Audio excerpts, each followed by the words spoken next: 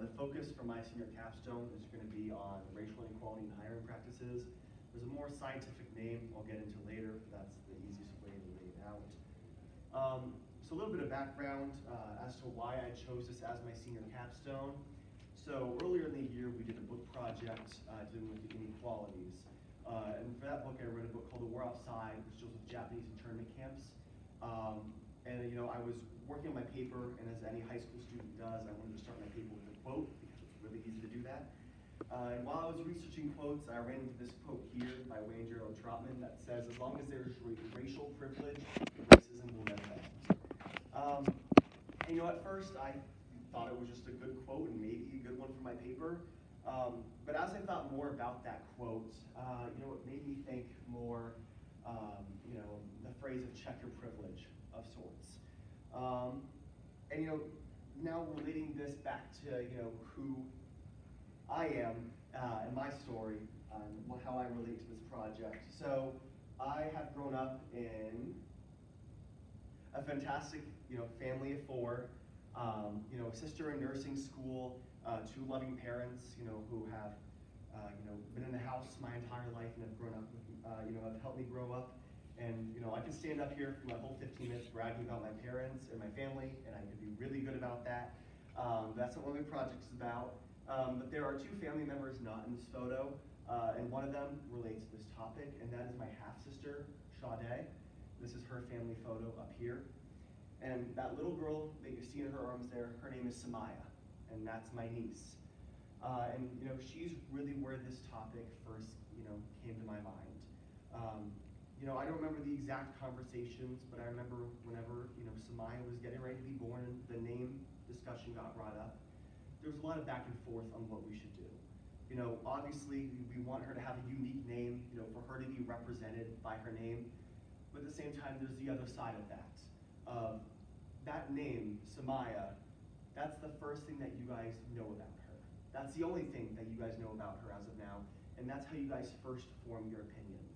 And sadly, we live in a society where, because of a name like hers, sometimes unintentionally you're going to get, not favorable opinions off of that because it's not something that you're used to.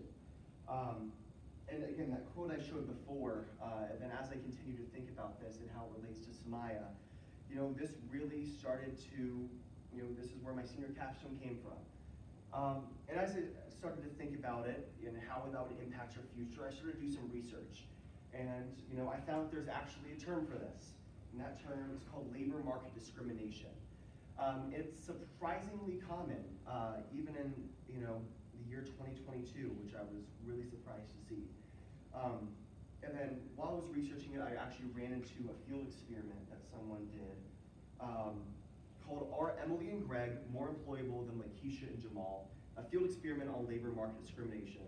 And this was put together by the National Bureau of Economic Research.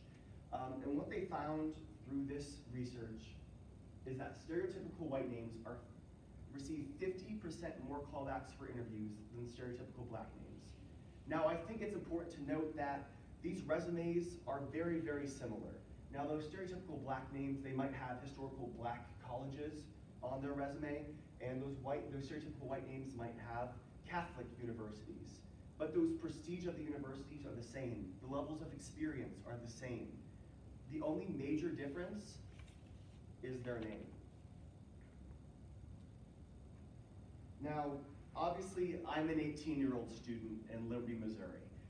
This is, this belief and racial name inequality has been, here since the beginning of time. If any of you guys were here to see, Sophia Rachshaw's presentation, she proved that exactly in her presentation, that we, like to be around people that are like us. Their names are like us. They look like us. And that's where I connected with Mrs. Cummage, and we actually met a company that has been exploring, these possible solutions. That company is called Crystal Clean. Now, within the past couple of years, they recently changed their hiring practices.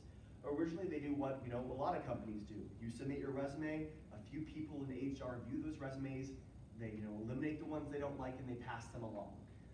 But maybe they did their own research and they found out that this solution is, to be frank, horrible. You have two sets of eyes viewing multiple people's resumes, and then they get to judge how they get passed along. So over a few Zoom calls with two members of the HR team at Crystal Clean, I learned about their hiring practices. And what they've done is they moved to all online of sorts.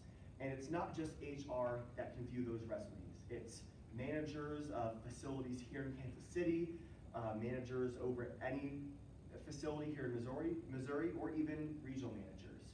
So allowing multiple eyes to view all the resumes helps eliminate all that prejudice that might be there.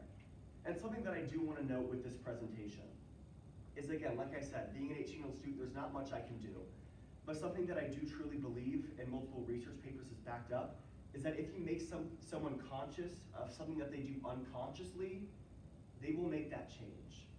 I don't want to believe that a lot of these members in HR, or whoever, even human beings, that we consciously don't like someone because of their name. It's what we're used to. A lot of us don't like change. That's just human nature. So I like to think that it's on the unconscious basis. So my goal is to make people conscious of that. So currently this is where I'm at with the project, and over the next month or so, I plan to take definitely a few more steps with this. First of all, my goal is to present this to all of EDGE. If I can make 100 students conscious of something, hopefully that can make a change. And something that I also was speaking to Mrs. Cummage about originally was working with Liberty Public Schools and their HR department. Now, speaking from personal experience, Ms. Ajayi, the math teacher here in EDGE, she is the only teacher of a minority that I have ever had in all my years of teaching, and all my years of being a student here at Liberty Public Schools. That is 13 years of being educated by multiple teachers, and I've only had one that is not a white man or a white female. Now, and I really want to believe on this one that there is nothing malicious happening with this, and that it's simply who's applying. But I think it's an opportunity worth exploring. And if I do hit, a dead end with this, there's hundreds of companies here in Liberty. And even if I don't make a change to their hiring practices or how they conduct this, even if I give this presentation to one person in every company that I interact with, that will help create change. And hopefully, whenever I'm an adult, and some of my peers start applying to certain positions, especially my peers that are minorities, they don't have to run into these, especially Samaya. I pray that Samaya doesn't have to run into certain inequalities that people my age, that people your age have to face in the hiring